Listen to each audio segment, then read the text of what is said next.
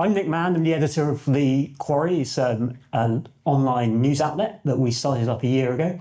I've had the joy of interviewing Mark once halfway through this challenge for an episode of Dig List, and it came up with the idea to do it in front of an audience, get another recording done now the challenge is complete, and give us an insight into what happened and how you did it. Mark, it'd be great if you could, so you started this challenge, took a note, 2 a.m, obviously, on the 1st of June and finished at 4 p.m, much more sensible time, on the 28th. Just take me back to those two moments at the start and at the end, and what were you thinking? Going back to 2 a.m. Well, basically, once my mind had actually woken up, although I did get off about 12 o'clock, you would automatically think that I would think to myself, I've got 1,000 miles to go, but it's not. Logistically, going through my brain is, right, I've got 50 miles to do today. I've got to get my food in. I've got to eat. I've got to sleep. It's going to take me roughly about 14 to 15 hours to cover this 50 miles. So it's all just logistics that's floating through your mind. As soon as I was out of bed, it's a case of, right, I need to take X amount with me. I need this, I need that, I need X amount of rests. So your mind is ticking from 2 o'clock. That is it. And then where do I go? I didn't have any set routes. It was a case of, right, that's it. After a while, I worked out where I was going because, I'd meet the good lady about 4:30 with the horses, and then I'd do that bit. So we were still trying to I was still trying to be sociable at the same time as walking around, because, over the months, somebody didn't really see me an awful lot. But coming to the 4 p.m, that was quite a strange one because I'd banked miles, what I call banked miles, over the last week. And the interesting part of that was, as I accumulated these miles, my Sunday, which was my 4 p.m. finish, those miles were slowly dropping. So they would have been about 45. And by the time I finished, I managed to get my Sunday down to a nice, easy 26 miles strong, which made life an awful lot easier because I could still do my overnight, which, I finished up with about the start of the day of about 15 miles. So then I just had those few 10 miles just to fit in, and then I could rest. And then, I then got up because I had half an hour's kip or whatever, and finished up at Les Bourgs Hospice, which is quite nice to see there because, bless my family, they, oh no, Dad's going for another walk. Oh yeah, we better meet him. Which I don't blame them because it's an everyday happening. No, bless them, they were all there, and that sort of, it was one thing that I thought, if I actually was honest, that as I got to the end of the 1,000 miles, I thought I'd be on my hands and knees. But no, I think I was a little bit the opposite. Things were a little bit worn out, obviously, mainly my feet. But apart from that, I think I could have gone and run a marathon. I felt like that at the end because you've done what you want to do, and it's amazing how the body changes and but I'd say the 4 p.m, if somebody told me I had to run home, that's fine, it's only 2 miles around the corner, it's sort of thing. So, so the 2 a.m. and the 4 were quite different because the 4 p.m. was, I don't have to think about where I need to be. It's just, I want to go home, just eat and sleep. It's really nice. Let's go right back on this journey though. So you take you back to 1993. I think that was the year. Tell the folks here what happened then. 1993, very interesting year. Well, my marriage broke up, which wasn't really a problem in that sort of respect. But yeah, my house, I was an electrician. I had a couple of guys working for me. Ticking along quite well. I moved into another property, renting a property. That was fine. Everything was ticking along nicely. Was getting a little bit restless. Over the years, I've renovated properties, quite a few properties, so I've done a lot of work like that. Being an electrician, you work in dust. I was a smoker, which really didn't help. So after a while, this coughing started, getting more breathless, and an incident happened where I was just playing a game of pool, and I not saw the stars, which is, we can all often do that by getting out of hot baths or whatever. But yeah, no, I actually blacked out for this milliseconds or whatever it was. I thought, yeah, things aren't quite right. Then went off to see a doctor, as you do, because you think, yeah, you're not ticking quite right. So anyway, I saw him. He was our family doctor, known him for many years. And I think he handled it very well, because he said there's nothing untoward. And as I found out about half an hour later, after having x-rays and what have you, that he couldn't detect my heart with a stethoscope. So that's where it's a case of, okay. So the idea was that I had this chronic emphysema. And emphysema is where parts of the lungs blow out like balloons. And of course it starts compressing the lung down and down and down. So these balloons were surrounding my heart, so the sound doesn't travel through. And that's why they couldn't hear it. Quite a few years later, after many different tests and what have you, which were coming to 96, I got assessed for a lung transplant, and that was quite interesting because they tried an ultrasound to see how strong the heart was, but they gave up. It was a bit of a comedy show, actually, to be honest. We were all laughing, I was getting out of breath, and it was like, yeah, this isn't going to happen. So they gave up. And when you think the size of a baby's heart, when you have an ultrasound, and mine's the size of my fist, it wasn't detectable. So I don't think my lungs were that great, to be honest. But, and that's part of the reason why I'm sat here today, when they eventually found my heart with an angiogram, which that's quite an interesting one, if ever is, that's really fun, I like that one, is that it's very strong. And I was told that. They said, if you have a transplant, we'll keep your heart because it's really strong, and we'll just replace it. And that was the whole idea where they were trying to see how my heart was. So yeah, very interesting, that period from 1993 to 96. And from 96 onwards, it all started to take off. Could you ever imagine, when you're in that hospital, when all that's happening, could you ever imagine you'd be here now talking about, well, not just this challenge, but all those other challenges that you've done along the way now as well?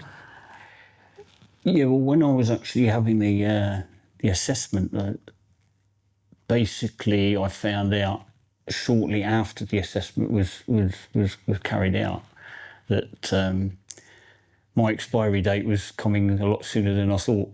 So it was really quite strange to be in a position that 1 minute you're not going to be around, and that was quite obvious. To suddenly, not simply just having surgery done on you where you can suddenly just go, because it was quite an interesting time. I got rushed from Packworth Hospital to Addenbrooke's Hospital under blue light, so it was it didn't work out that well. But it did in the end, after about 3 weeks, almost a month. To say you wouldn't have even dreamt of it. You wouldn't have even imagined it, because at that point, I think I was roughly about 8 stone. After the first op, I went down to about 7.5 stone. There's not a lot of meat on me at the moment, so you can imagine it was a bit unsightly. And in terms of just looking at these endurance challenges in general, do you feel you have to do them, or do you want to do them? That's always the interesting one. what it was, well, what I think it all comes down to is it's the mind, it's how your mind works, and then you start to realise if your mind is strong enough, you can take your body wherever you want to take it. There's certain people here that would really understand where I'm coming from, but the classic is because I started 5-6 years ago setting goals for myself, partly due to charity, because I wanted to raise money for charity, but then it comes down to a goal side. So then it's a case of, right, I wonder if I can then push myself to this limit. I wonder if I can do this without causing yourself an injury, obviously. But the whole idea of it's the mindset.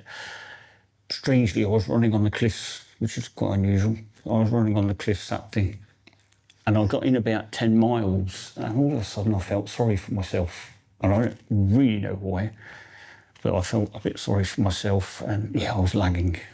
And I think that maybe that's what it was. I was starting to lag, and normally, yeah, I'd be flying quite happily. And then all of a sudden, another mile or two, I'm like, yeah, why? Pick yourself up. It was a case, what? And then, yeah, the last few miles, I was knocking out a really good pace. So it's amazing. You can just let your mind wander, and it can drag you down really quickly, but it'll drag your body down. But as soon as I pick myself up, yeah, it's amazing how you can actually, So going back to your actual question, it's amazing how you go from one thing to another, but then you start to research because the internet's there. So then you research, you see what people do, and then you think, oh, right, okay, I wonder if I can. I wonder if I'd be allowed to. So at the end of the day, it's it's quite interesting. Is how can I push myself? And I thought I would push myself to a limit on 1,000, but it was hard. Don't get me wrong, it was hard logistically, but no, my body was fitter at the end than it was at the beginning. And in terms of the 1,000 miles as well, where did that idea come from?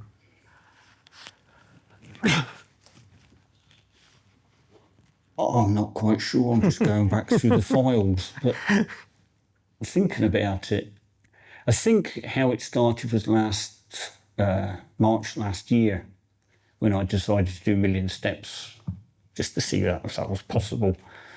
So I thought I'll do 1 million steps in the month of March. That sounds nice. There's 31 days in there, gives me plenty of time. So that one, I just took a week off. I took the last week off. And that became quite interesting because my poor mother was quite poorly, and she was living on her own, and she wanted to move into a home.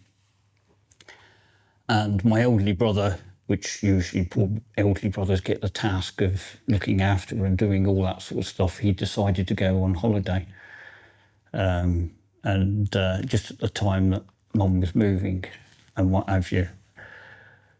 So, yeah, I was blessed with helping, which I really sort of look back and I quite enjoyed that because I spent a lot of close time with my mother, a lot closer than I would have normally been, which was really quite helpful. But I worked it all in with the system of where I would be there to her at a certain time. I would then be here and then be there. So, so my last week, the actual 31st, I think I only did about 5 miles. I didn't go very far at all because I'd got to the 1 million, I passed it. She was moving in that day, so I didn't really sort of get an awful lot. But it was quite interesting in that fact. But the rest of the time, it's a blur. I don't really sort of remember a lot about it because I cycle. So in other words, I didn't cycle, I just walked. So I just changed the way, it just took me longer to get anywhere. So that's where it sort of started because I did 1,000, I did the 1 million. And then I thought, I'll just Google 2 million. oh, look, this guy, he's in California, and that's what I actually put. What's the 2 million record or whatever it is, and it came up with this chap. He was a teacher in California, and funny enough, his outlook was the same sort of thing. He wanted to promote health for people to get around. And the interesting part about it was that I can do that.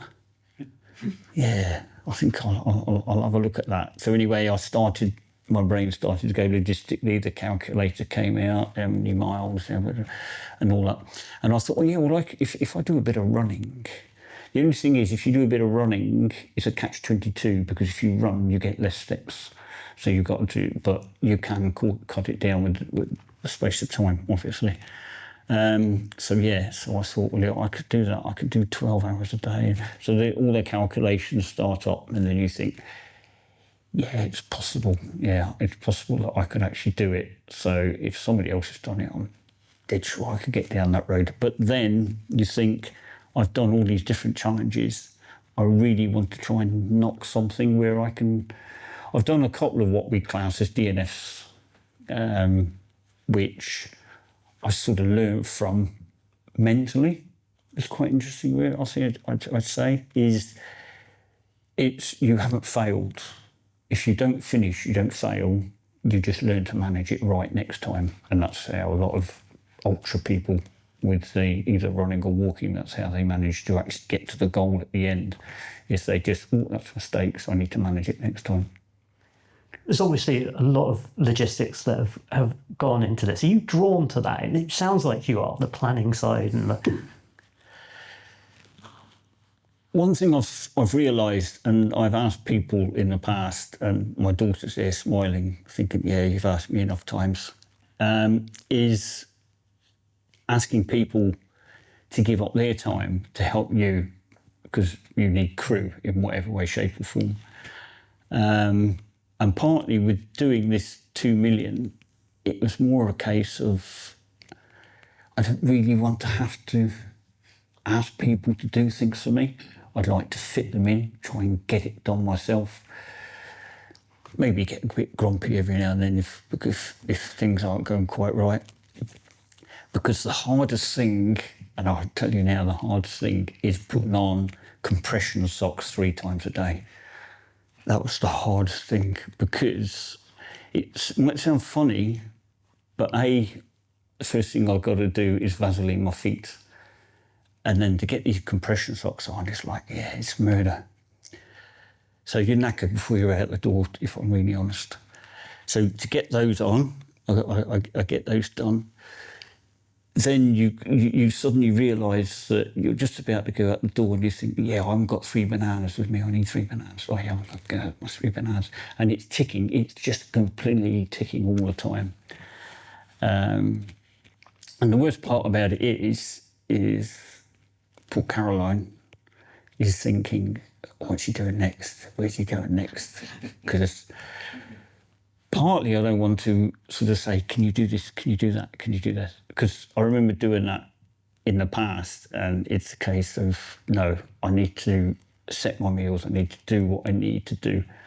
So I know exactly what I'm doing at whatever time. So my head, because when you walk for 15 hours a day, it's surprising what you can think of and how you can set yourself to be in the right place at the right time, needing what you need to keep you going. Because I don't think I've ever eaten 9 to 10 bananas a day like that before. But that was one of the main things that sort of gives you a boost. It's amazing. Yeah, and now I actually got off tennis, watching tennis players, because all they tend to do is eat bananas. And it's amazing how they actually... But there's a lot of stuff thrown in there as well. It's not just bananas. So, So going back to it, I'd rather do things, if I'm doing something, I'd rather try and crew myself. So that way you haven't got to rely, you don't need to be in certain places. People don't have to give up their time. And that's going back to the logistical side, that's where it's interesting, because you can manage yourself. There are a few things, a bit of help you need, but Yeah. I'd say I sort of helped Caroline more because I think I put the horse fence up. So I'd get there at 4 o'clock in the morning and I'd start putting the horse, because I was still moving around. Happy days. So yeah, I'd get that, and then Caroline would join me at 4:30 because she's as crazy as I am. She gets up early, and then so I was still trying to sort of live a bit of a normal life, although I'd only sleep about 3 to 4 hours a day, so I wasn't really seeing an awful lot in that area. So We'll get on to the sleep patterns later. You were telling me some great stories before we came up onto stage. The original intention was to walk run, and then you did the GU36. What happened there? Yeah, I love to run the cliffs. It's my favourite place. The only problem is I have a tendency to go down the steps like they don't exist. So at 64 or coming up to 64, it can be it can lead to disaster. I've been really lucky, partly because of the strength in my legs that I've built up, because when I run the cliffs this Saturday, that was number 28 this year. So my legs have built up really well. So of course you're sort of trusting in them. I know my left ankle is a little weak, but did the GU36, started up at 7 o'clock in the morning. Within the first mile, I twist my left ankle. Being an ultra runner, it's a case of, it's a mere flesh wound, you just carry on. That's fine. It won't hurt for long. And it doesn't, it just gets hot and what have you, and then, the pain goes. But the trouble is, 6 miles in, as I just went past Ecar, it's about 6.5 miles, sadly. I decided to twist it again, exactly same foot. Now I know that trauma's now happened, and it's not a happy ankle. So I get to Portsmouth. I then think, it's still quite uncomfortable, because when I twisted it the second time, I've still got another 30 miles to go, which is a bit more than around the corner. So then I, at Portsmouth, stopped there. It was a bit of a family gathering, because another pacer joined. She's not here today. One of my daughters joined, no, I think I'll take a couple of ibuprofen just to keep myself going. So anyway, took a couple of those. So I'm now, it's 3 of us, because another young lad had joined me at when I came off the cliffs, and he was running with me. So there was now 3 of us running along. My whole goal of actually running that race was to get under 9 hours, because the previous year I managed to get just under the 10. It was about a quarter an hour under the 10, which is the cut-off period. And I was quite amazed that I managed to do that. So then it was a case of, as long as I finish under that 10 hours, I'll be happy, especially with a dicky ankle. Anyway, got round to Ball Avenue at the traffic lights, and I thought, I've got about 20 minutes left. I wonder. So anyway, the last 2 miles were under 9-minute pace, and I got there at 8 hours and 58 minutes. So I was well pleased. I managed to do it with a dodgy ankle. B, next year I reckon I might be able to get it close to that 8. Yeah, do you know what I mean? So as long as I don't get the dicky ankle thing, I'll be all right. So anyway, I've gone and done this, which is 2 weeks prior to now travelling in whatever way 1,000 miles on foot. So the whole idea was I wanted to do 4 miles an hour. So that's not a pace of, I have not, in a mile, I've not 11:52 seconds of walking, so I can get over, but you can't sustain that. So basically, so it would be walk a lot, run a little, just to keep up. It wouldn't be a great deal. But with the ankle not quite right, and you're thinking, no, I don't want to destroy this, because a lot of people have become involved, because I want to raise money for Les Bourgs.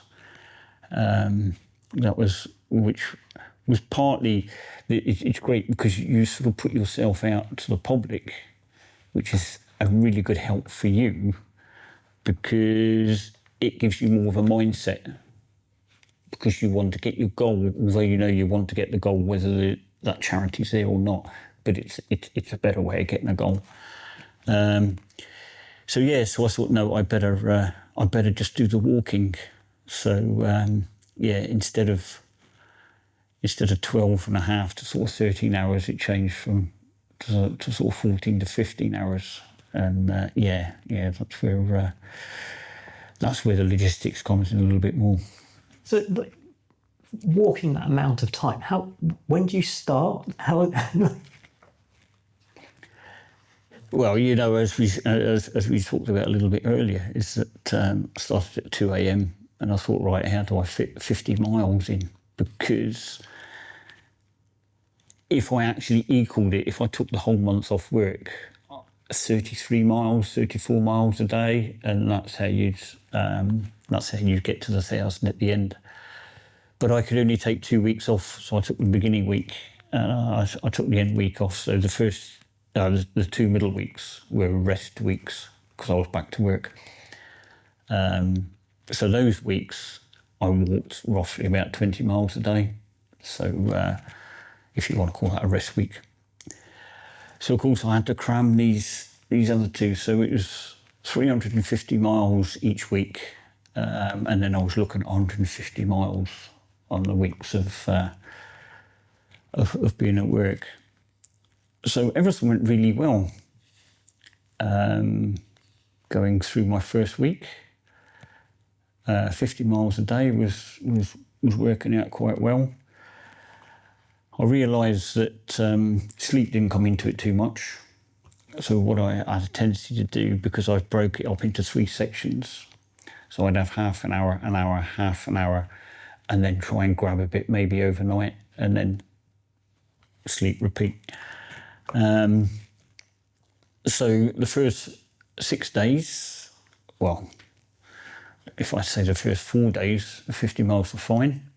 And then it came into quite an interesting one, because I fit a challenge within a challenge, because you've got to make it a bit more challenging, really, is that I decided to do the Safari walk, but do 100 miles continuously, and see how I could manage that, and see if I could complete So I wanted to go over the line with 100 miles on the old watch. So went fairly well. As I was coming in to do the Safari walk, to register, I'm coming along the front and I get this uncomfortable pain in my shin. And I think to myself, right, okay. So I stretch it out. Yeah, no, fine. Yeah, that'll do it. Carry on. In 10 minutes, quarter an hour, it'll be gone. It'll be another sort of a pain that'll go in the distance. So it was a little bit uncomfortable. It stayed with me for a little while, and then it just faded. It did go, but it took a little while.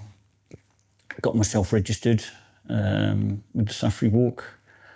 Told them I'd be a little bit late starting, because for them, logistically, health and safety wise, I thought I'll get half an hour's sleep just before I go on the cliffs.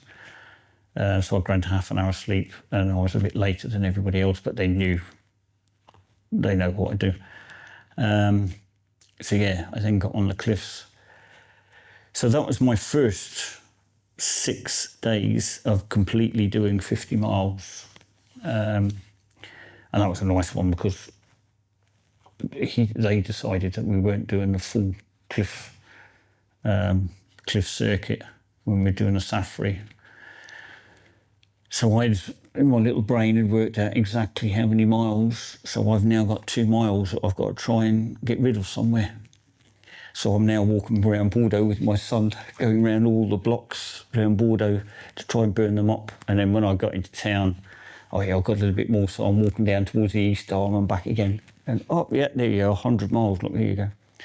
So, yeah, apart from knocking it a little bit logistically, the 100 miles wasn't a breeze because it was wet, windy, hot at times. It was like, it was really strange course for a few days, the safari, which it usually is. It usually is quite a challenging one. It's quite interesting. But I still take my hat off to all those people who get out of bed and walk that 36 miles around the island. Although I do what I do, it's unbelievable. When you see some of them, and I pass them, obviously, I pass them on the cliffs, and it's just amazing what they do. So that's my first week. Then I wake up Sunday. I say to Caroline, "Oh, that doesn't look very good. My shin is bright, it's burning. It's not the colour it should be." So I take myself. We go off to A&E at 1:30 on a Sunday afternoon. I leave there at 5:30 to find out I've got cellulitis, which is an infection of the skin, which, if it gets into the bloodstream, is now septicemia. So, and that was a bit dodgy. The doctor had found out, however he'd found out, but he knew that I was walking. And he looked at me and he said, "I'm not going to stop you, am I?" No. So he said, "Well, if you make sure you take these antibiotics, make sure you take the full course." He said, "And you should be all right." So, that was fine. But as luck would have it, in one sort of respect, I took that as a rest day. So I only did 300 miles. So I now had to sort of look at those 2 weeks, adding that 50 miles within. So that's why I started doing 20 miles on each day instead of I could have got away with 15. So so those 2 weeks, the first week was a little bit of a struggle because I was on antibiotics, and they cause a few problems, nothing untoward, but they do make life a little bit more difficult. Then my second week worked fairly well, everything worked fairly well. And then, when I came to the last week, it wasn't easy, but it wasn't too difficult. It got hot in the last week as well, didn't it? So, which can be problematic. Yeah, not if you do 30 miles overnight. So the classic one was, I said, all right, logistically, I've got to change everything. So from the daytime, I'd only be looking at 50 miles in the daytime. And I'd go to bed at 3. I'd get up at 7:30. Get myself fed, and I'd be out on the road at 9 p.m. Keep walking till 7 a.m, which would knock the 30 miles. Meet Caroline at the horse thing, and then walk home. And then that way I would then fit the rest of the miles in during the day. Thursday, when it went over just over 36, I can tell you exactly where I was every step of the way. It was like, this is hot. But the worst part was I was wearing not really expensive trainers, but I was wearing quite expensive trainers. And they were starting to make my feet sore with the sweat, because I had to wear 2 pairs of socks, because I wear what they call ingingy socks, which some people might know. They're like gloves. They fit the toe. But I also had to wear a pair of compression socks over them, because the ingingy compression socks I couldn't get on. I'd given up with them, and I used some others, so I had to wear these 2 pairs of socks. So, of course, my feet are sweating. And, of course, my little toes being crushed because my feet are getting a size bigger. So, basically, I then transferred to... I wear barefoot shoes best part of the time.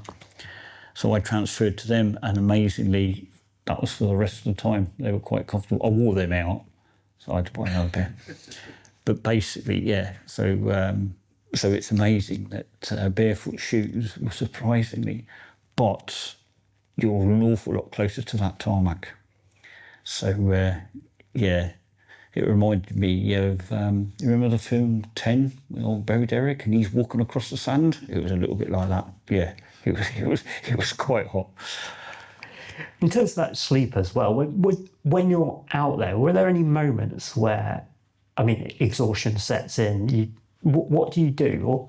What was your coping mechanism?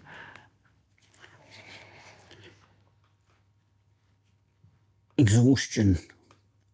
I've hit it in different ways. I've been running on the cliffs. I was trying to run around the island doing ultra runs, and I hit what they call heat exhaustion, which is quite an interesting one, and I studied it, and I've been told exactly what it is, how it affects the body, etc.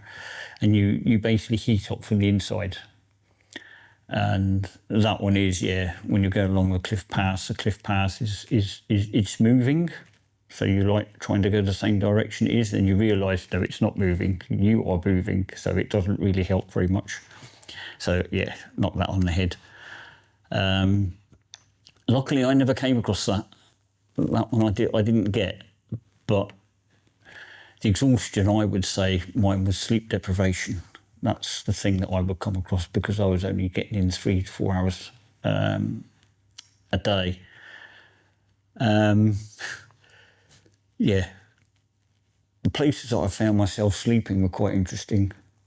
Some guy had a gate, or some people, they had this gateway, and the wall was perfect level, and it was a perfect width. And I just stopped, just laid on it, the phone, set the phone for 5 minutes on my chest. That's it, lights out. Wake up, I haven't fallen off the wall, happy days. Because you laugh, because there was a few times I'm walking around the coast and I thought, I better not lay on that wall because there's a drop the other side. So it's one of those, you've got to really be with your wits when you decide to stop and sleep. So no, it was benches, mainly benches that I'd come across and think, right, I'll just grab myself 10 minutes. Because you start walking, you become drunk. Your coordination starts to go, you're finding it difficult to concentrate. But 5-10 minutes of sleep like that, it's a good reset. Because Caroline would say to me when I got home, which bench did you sleep on today? It was one of those. So, it didn't happen often because I started to manage it, because that was mainly through that hot week. And then I sort of got a bit wise to it. So I made it, I went out for 15 miles, went home for half an hour, sleep, restock, and then back out 15 miles. So that way it stopped that, drunkenness of being, it wasn't strange because you're not tired, you don't feel it, but your brain is tired, The nutrition side of it as well must be a challenge when you're presumably burning so many calories through the day, but also you're up and working at different times and strange hours as well. So how did you go about that? What I tend to eat is I'm mainly vegetarian in that sort of respect, although I'm not vegetarian. But it's usually, for me, it's quite quick, easy, simple to make. And I tried to get my main meal, or my 3 main meals really, that's where I sort of focus myself, is that I got those 3 main meals in. And then when you're out walking, I tried at first to go for 5 miles, but no, I needed to take food in. So in the end, it was roughly about 3 miles to 3.5 miles that I would actually start taking food in whatever way, shape or form.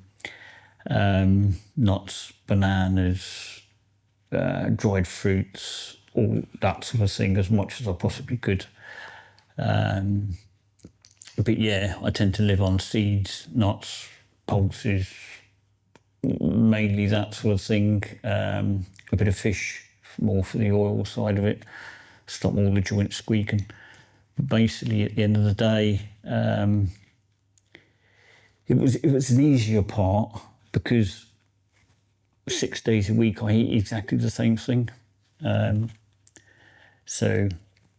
it was just fitting those bits in. It wasn't a case of having to think, what am I going to eat? It's all bang, bang, bang prepared, and I can prepare it really quickly, and off I go. So yeah, because even my porridge gets made the night before, so it soaks in the fridge. So it's it all sort of fitted in fairly well. It was once I got the knack of it, it fitted in quite well. Sounds like there was a lot of learning going on and you were reacting to it along the way as well, which is really interesting. Were you planning the routes every day you went out? Did you know where you were going to go, or did you just sort of nip off left down a lane? Yeah, no, that was quite an interesting one. Is that you go out the door, if you had a set place that you're going to, you knew exactly the miles to travel from A to B on a certain point, and that's, now I've been over the island so many times, I know where to be at a certain time. So what tended to be was my overnight, I knew where I was going. I knew if I wanted to do the full 30 miles, I knew what I'd like. But I think the best thing is that you could be walking along and then you'd think, I'm bored. I think I'll go this way. So there was never a point that you were actually stopped at a certain place where you had to, but you could actually just change your route, because you might start evaluating, I don't fancy going that way, I think I'll go this way, how long will it take me? And that's how your mind just works all the time. Because I had a lovely one, and the solstice was 21st. I was coming along Landcrest. I was doing a full circuit of the island. I thought, right, I'll just do a nice full circuit of the island for overnight. But the only trouble is the full circuit is about 24, 25 miles. So once I got back into town, I like to walk the ports and what have you to finish off. And I'm going along Landcrest, and at 2, 3 o'clock in the morning, I got all these cars passing me, and I thought, well, either there's a rave I've missed, or there's, yeah, so I'll follow. And all these cars, and I'm like, yeah, right, okay. So I'm coming to Bordeaux, and just as you come round and you're just about to get to Bordeaux, you've got Vale Castle straight ahead of you, and all of a sudden I look and there's floodlights there, there's you can see drones, and I thought, that's not a rave, that's the mind walk. Well, it's going to be rude of me to walk with everybody, so I better go and register. So anyway, I walked up, paid my tenner, and and then walked. And of course, I'm walking past people, and they're like, "You're the bloke." So yeah, so it was quite nice actually. So you like chatting to these people.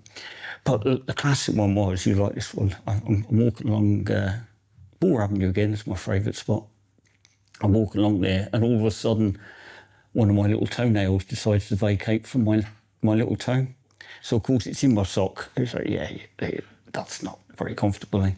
So I said, people I was chatting to, I'm going to have to stop here. I'm going to have to just remove this toenail because it's a bit uncomfortable. So they're looking at me. Then I realised they got these tabards on with Mind Walk, and they said, "Are you okay?" Yeah, fine. It's just we're helpers.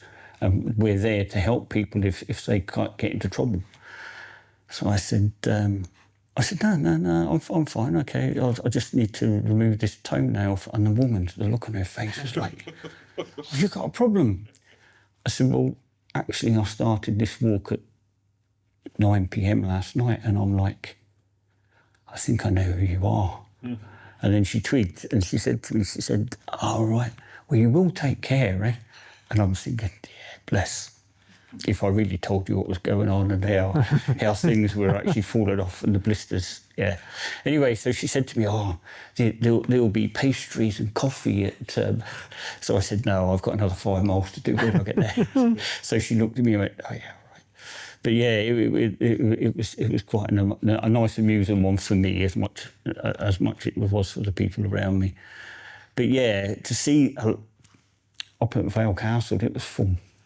There was a nice lot of people in there, so it was, it broke up the not the monotony, because it's never monotonous walking, because you're always thinking, your mind's always going, but it just made a complete change of, and that's the unexpected is, I came across that a few times. Could you explain a little bit about your thought process as well? Like when you're out there through the night, you're alone, what is going through your mind? I'll be walking along and then I think, oh yeah, I must just stop and check the stars out, because you don't see that sort of thing. You're asleep. Well, most people are. And you would just stop and you just say, oh, right, yeah, I'll check that out. I'll look at that. You've got all the time in the world in that sort of respect. You don't have to be somewhere at a certain time, but you know that you just need to cover the miles. You need to be in that certain time. But it's evaluation. You're always evaluation. Have I got enough food? Oh yeah, if I eat this now, I've got that in there. It's just continuously evaluation of miles, how many miles, how many where. Midnight's a classic, because midnights, my Garmin would go obviously from one to the other. So I'd then find a spot, sit down, get my phone out, and then go, oh right, yeah, I've got X amount. Oh, that's X amount of miles finished that day. Right, I need to get X amount. So I'd even be evaluating by looking at my phone as to changing from one day to the next. But during the daytime, it was completely different as in daytime, because you got people hooting, you got people. That was quite the inspirational side, and there was a lot of that. So that was quite a nice one, and the people you suddenly bump into and what have you. But yeah, no. Actually, being out and about, there was never a time that I thought to myself, I wish I wasn't doing this. It never even crossed my mind. I never come to a point where I thought, oh, whose idea was this? No, that never came across there. No. Let's talk a little bit about the impact on your body of doing something like this as well, without getting too gross. Yeah. Squirrel nut bottom would have helped, put it this way. For the people who know what it is, yeah. I've travelled many miles, and that problem I've never had. But when it gets really hot, that's when I learned that you've be prepared. Yeah, I was never a scout, but on that one you always got to be prepared. So things got a bit raw, and it was a case of I had actually bought stuff in the past when I was doing long distances, but never got round to using it. And now I realise that you've got to be there many hours before it happens, but you can get quite sore with chatting. It's one you've got to really cool. So that was a learner, which I started to manage really well. It was fine. Blisters are something which is when they start, that's when they hurt. For about 20 minutes, half an hour, and then that's the end of it. You just ignore them, you don't touch them, never burst them, just leave them as they are. They'll vacate from the place that's given the problem, strangely. So they'll actually move away. I had one a few years ago on my heel that decided to come round to my ankle, and it actually moved itself around, so the heel was comfortable. I had this pressure on my ankle, and when I took my sock off, it's vacated around. So blisters are something that are quite easy to manage by ignoring them. Because pain, there's two types of pain. There's the mental pain and there's the physical. The physical pain is quite easy to get away from. Like when you just void it. It just doesn't exist. Foot management is a really strange one that I learnt, is my feet grow. I thought at 64 they're not going to grow anymore, but they do. They grow a size, especially after 50 miles. They start to grow. And then when you get into the 300-400 miles, and you start to realise I've really grown. So, of course, that's what caused me part of the problem with the blister side, because I hadn't bought the largest shoe. But then, like I say, I managed that by changing to the barefoot. So that side of it was quite interesting. Compression socks, I must really, because you still start looking like an elephant, because you've got between your calf and your foot, it's just straight, just goes straight down, because gravity is an amazing thing when it comes to those. But the strangest part, I've got fingers like sausages, and I can only do that. That's as far as I could bend them. They were twice the size. They're like sticks now. That's as far as I could bend them, because they were just like sausages. And once I finished, that was the thing that really caused me a problem, is I got cramp in my hands. And I think, well, I didn't walk on them, so I don't know what's going on there. So it must be the amount of fluid that actually goes down into the hand. But yeah, you pick up a glass, and then next minute you're locked to the glass. And yeah, even Caroline's laughing at me because I'm trying to use the knife and fork, and I'm cursing because it's like, yeah, it doesn't look good. Yeah, that's right. It was a steak that Caroline, to boost me up. That was when I finished on the Sunday. I had a nice steak when I got home. But yeah, it was just amusing watching me trying to cut it. So yeah, my hands were the thing that really caused me, I would say, the pain. Cramps in the legs, never got cramp in my legs. I got shin splints at the end of the first week, which, yeah, I know they come and go. So they were quite uncomfortable. But yeah, after a day or so, they disappeared. But yeah, no, that was it. Oh, one thing I did have a bit of problem with, because I had to carry my food, and bananas are quite heavy when you've got a bunch of them stuck in the back of your bag. So basically, I started getting backache, and then realised if I put the bag around the front, I didn't get it so much. So it was a case of people must have thought, why is it carrying the bag? So yeah, it was because it was balancing your body. And when you think you're walking so many miles and you've got this lump on your back, well, it's bound to be causing you strain. So yeah, that was something that I started to manage the pain on that one. But the last week I'd become quite comfortable. I'd come to the comfortable stage where. And I think I said to you, Liz, I said, if somebody asked me to do the same again, I could then carry on for another 2 million steps for the next month. I've got to that stage. Yeah, it's kind of remarkable how the body adapts when you're doing these kind of like long challenges, isn't it? You said you lost a bit of weight, which has been beneficial for your running, but there were some other beneficial parts for your health as well. Yeah, I lost 2 pounds short of a stone, so 5.5 kilos for the young people. That was quite noticeable to me, because I was putting on clothes and I thought, yeah, there's quite a difference there.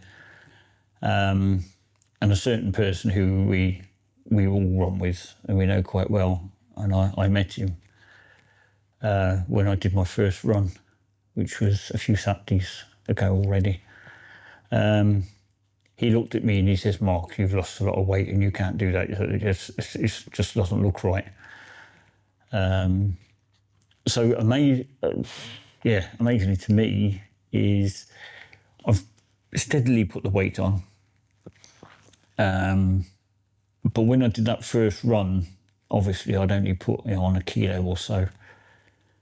And this run was a 5K, and we had to run up part of the cliffs, up the steps, and that was really noticeable because my leg strength was obviously quite strong, and I'm running up these cliffs where I'd normally be gasping for breath. So that was really noticeable because A with the lack of weight, and B with a stronger leg. I think I'm sort of now on a balance, because the run I did Saturday, I think that was partly why I was a bit dismayed, because it's sort of changing, because my body's now changing. I'm now starting to put the weight back to where I should be, roughly, which to upset a few people around here is about 67 kilos. So yeah, because I weighed myself on the 4th of June and I was 67.8, and then I weighed myself on the last day and I was 62.3, I think it was. So yeah, I wasn't very chunky monkey, put it that way. What's next? Yeah, it's been floating around in there. Not a month. Yeah, I don't think a month logistically. Yeah, I'll do it in a week. I'll do something within a week. I've done 1 million steps in a month. I've done 1 million steps in 2 weeks. So I'll let you think on that one. Nice. A little word as well for the Bourgs Hospice, because obviously it was a real motivation, and you've mentioned that before. Why did you choose the Bourgs? Well, partly doing the 2 million, I wanted to do something pretty big, because it was 30 years ago that I got assessed for the lung transplant, and I think I'd approached the Bourgs about a year ago, because of the Everest challenge that's done on the Val de Terre. Because most people do it over the month, and I thought, hey, I'll try and do it over 2 days or something like that. So I actually approached them and said to them, I'm looking at doing this. And they said, well, we don't know whether we've got the funding of it or not. Anyway, it didn't happen, because the chap who does it, he doesn't do it every year, which is quite good, really, because if not, he'd get rid. So, yeah, that might happen, that one. But so that was partly ingrained anyway in the back of my mind, that the Bourgs, well, it says 35 years. I was going to do something, 35 years, fantastic. So I approached Liz, and I'm dead sure Liz, when I approached her, she looked at me, God, guy's a nutter.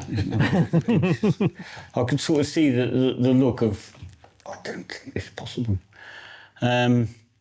But I had worked it out. I had worked it logistically. I did know that I could do it, because I have a tendency to be that way.